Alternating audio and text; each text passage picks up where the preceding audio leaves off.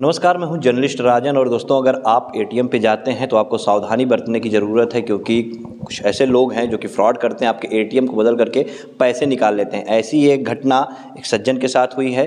किस तरह से पूरी वारदात हुई, कौन लोग थे, कितनी संख्या में थे और कितने पैसे उन्होंने निकाले, कितना फ्रॉड किया किस तरह से, ये हम जानने का प्रयास करेंगे। हम बता दें कि आप जो है शिक्षक हैं, एक अध्यापक हैं और अध्यापक के साथ इस तरह की घटना जो है वो घटित हुई है। फिलहाल पुलिस को सूचना दी गई और पुलिस पूरे मामले की जांच में जुटी हुई है। सर, क्या नाम है आपका?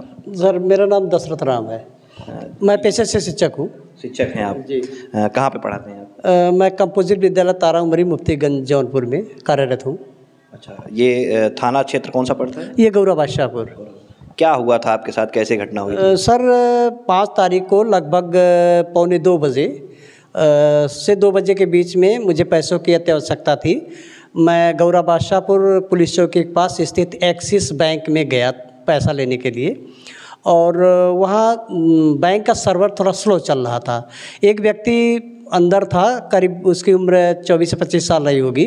वो पैसा निकाल करके देर तक उसमें खड़ा था। फिर मैंने उससे बोला कि श्रीमान जी, अगर आपका हो गया तो आप बाहर जाइए।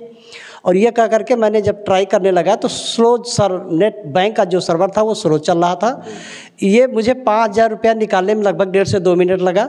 इसी दौरान एक और व्यक्ति आ गया, 2 व्यक्ति आए, एक गेट पर खड़ा था, एक अंदर था। मैंने उनको मना किया कि आप अंदर क्यों चले आइए, लेकिन एक्सिस बैंक का जो दरवाज़ा डोर वो ख़राब था, इसलिए वो चला आया। और इसी दौरान मैं 10,000 रुपया निकाला और उन पैसों को गिनने लगा। और थोड़ी सी लापरवाही मेरी ये थी कि मैंने पूरी सावधानी से अपना एटीएम नहीं निकाला और पैसे गिनने लगा। इसी दौरान जो बगल में खड़ा व्यक्ति था वो, या मेरे जो पीछे खड़ा था वो व्यक्ति, मेरा कार्ड बदल करके अपना कार्ड डाल दिए और 5 बार में, एक बार 5,000 भी डाल किया, 3,000 2 बार खरीदारी करके 6 तारीख के डेट में 10,000 2 बार, इस प्रकार से कुल मेरे खाते से उसने 31,000 रुपये उड़ा दिए। और इसका मैसेज मुझे भी एक बार भी नहीं आया। और जब मुझे शंका हुई, मैं शाम को बैंक गया तो मुझे चला कि मेरे खाते से 31,000 रुपये जा चुके हैं। फिर मैंने क्राइम में रिपोर्ट की, संबंधित थाने पर FIR किया। और मुझे शक था जिस स्कूटी का, मैंने उस स्कूटी का नंबर नोट किया था और आदरणीय महोदय थाना महोदय को दिया हूँ। वो मुझे आश्वासन दिए हैं कि मैं उचित कार्रवाई करके आपको न्याय दिलाऊंगा। अच्छा मार साहब, जैसे देखा जाए आप बता रहे एटीएम बदल दिया था, तो उसने क्या कोई दूसरा एटीएम आपको दिया? हाँ, मुझे दूसरा एटीएम उसमें डाल दिया था। अच्छा। हाँ, और मेरा एटीएम ले लिया और अपना मुझे दे दिया। अच्छा, आपने वो निकाला होगा तो आपने चेक किया नहीं? चेक नहीं किया, मैं रख करके घर चला आया। फिर आपको बाद में देखे होंगे तो आपका है ही नहीं? हाँ, जब मैं बैंक गया तभी देख पाया। मेरी लापरवाही थी कि मैंने तुरंत देखा नहीं।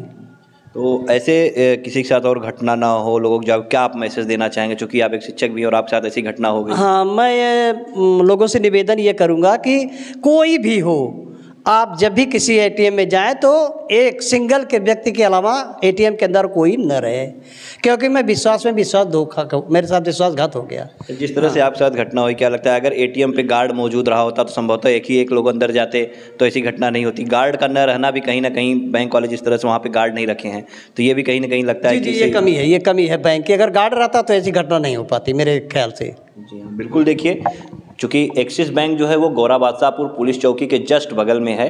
2 दुकान छोड़ के एक्सिस बैंक का एटीएम है और इस एटीएम में मास्टर साहब पैसा निकालने गए थे। वहाँ पे जो जालसाज थे, जो फ्रॉड करने वाले थे, वो पहले से मौजूद थे। उन्होंने मौका पाते ही इनका एटीएम जो है बदल के दूसरा एटीएम इन्हें दे दिया। अगर संभवतः वहाँ पे गार्ड रहा होता तो एक लोग को अंदर जाने देता तो ये घटना नहीं होती। तो जैसे मास्टर साहब बता रहे हैं कि आप लोग भी जागरूक होइए और एक लोग एटीएम में जाइए और पैसे निकालिए। और जब एटीएम आप ले रहे हैं तो अपनी, अगर भीड़ है तो आप ध्यान दीजिए कि एटीएम आपका ही है या किसी ने बदल तो नहीं लिया है। जागरूकता ही जो है वो बचाव है। फिलहाल मास्टर साहब के साथ ये घटना हो गई है। इन्होंने साइबर क्राइम में भी रिपोर्ट दर्ज कराई है, पुलिस को भी सूचना दी है और उम्मीद है कि पुलिस जल्द से जल्द पूरे मामले का खुलासा करेगी।